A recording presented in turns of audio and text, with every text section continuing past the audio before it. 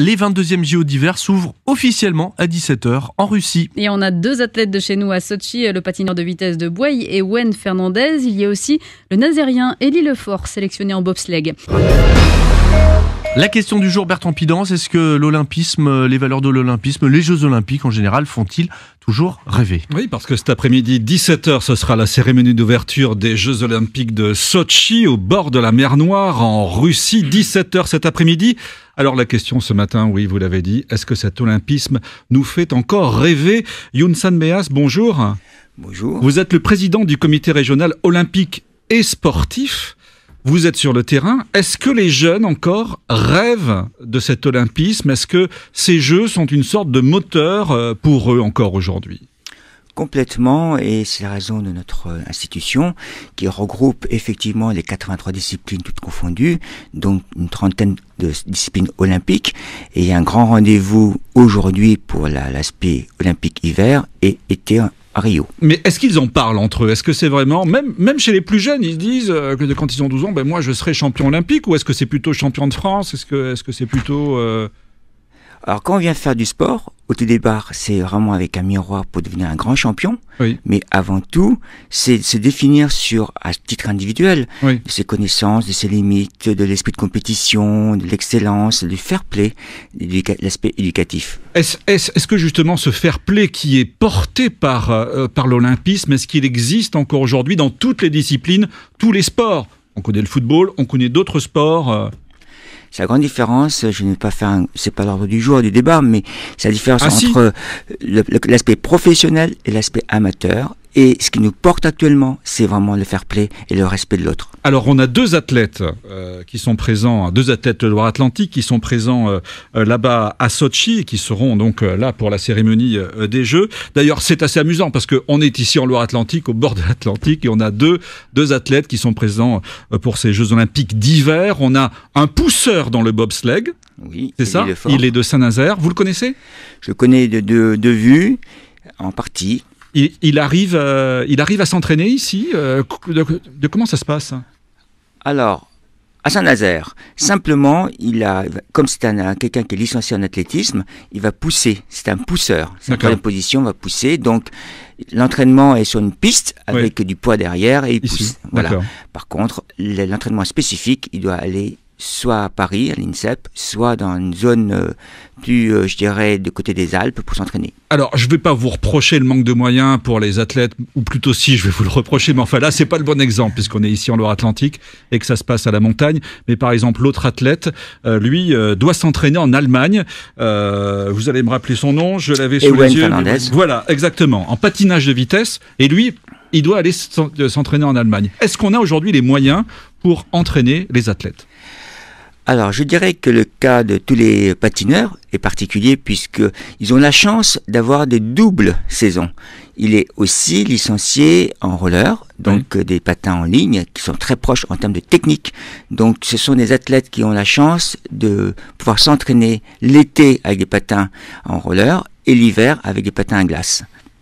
Donc, on en trouve toujours une stratégie d'entraînement. Les Jeux olympiques font-ils toujours rêver? C'est la question du jour. 02 40 73 6000.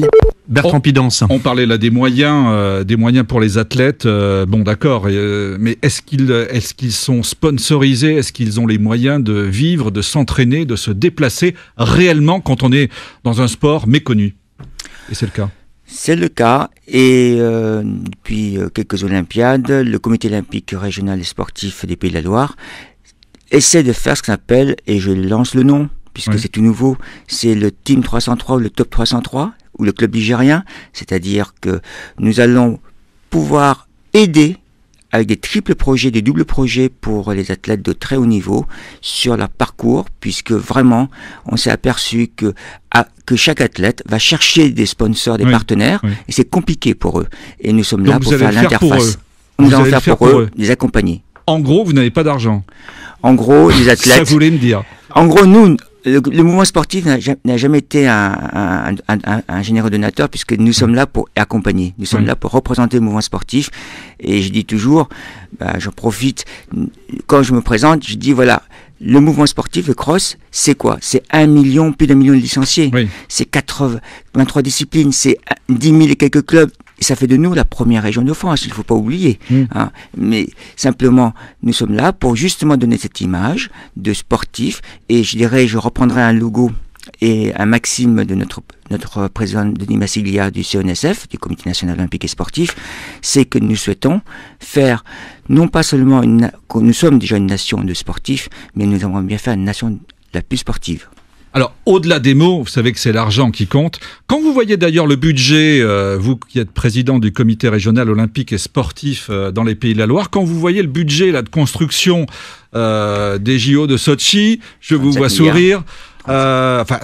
37 milliards d'euros. Bon, alors, on compte les routes, on compte tout. Hein. Bien sûr. Enfin, 37 millions d'euros, ça n'a jamais été aussi important. Je crois que c'est l'équivalent de 6 Jeux Olympiques.